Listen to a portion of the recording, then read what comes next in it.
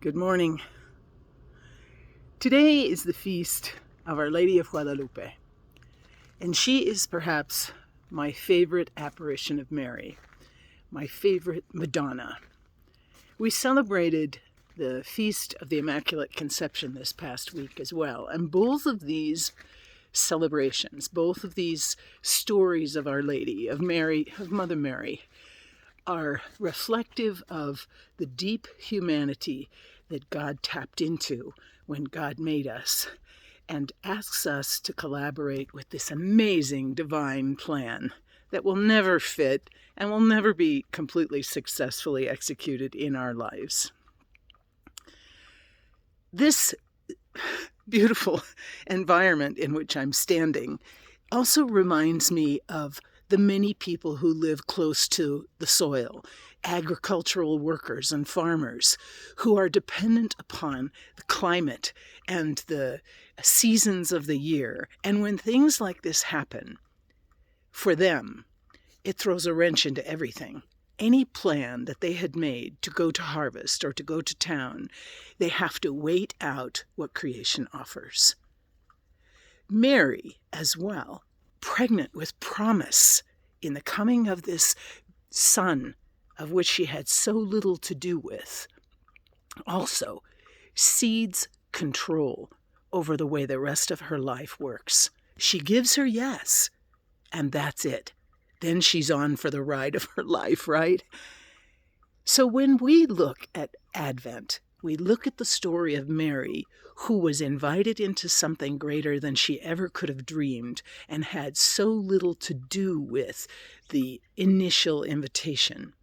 When we look at creation around us and think, gosh, I was going to go to the store today, or I wish I had done this errand, and darn it, the snow's going to be a bother, and it's not going to allow me to continue to move forward with my plans. Perhaps Our Lady of Guadalupe, the Immaculate Conception, the snowstorms we encounter, the other storms we encounter in our lives, are an invitation to let go of our desire to control the future.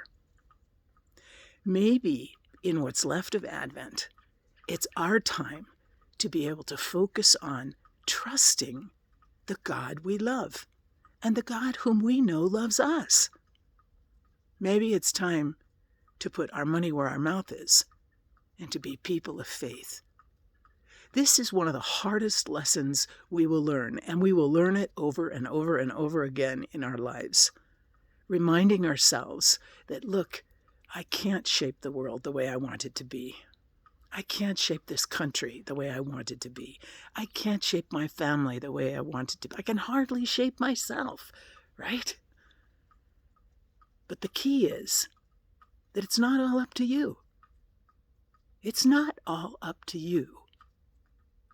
God is the one who invites you into this day to trust what comes next. God invited Mother Mary into the day to trust what comes next.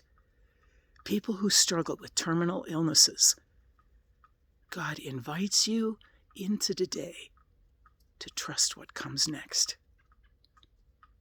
If you've lost your job, if you've got terrible news, if someone in your family is really struggling, this is not just pious words. God invites us into this day to trust what comes next. We look at the Hallmark cards. We look at the nativity scenes. We set one up maybe in our own house, and we know the ending, we think. God invites us to trust what comes next. What is next for you and me?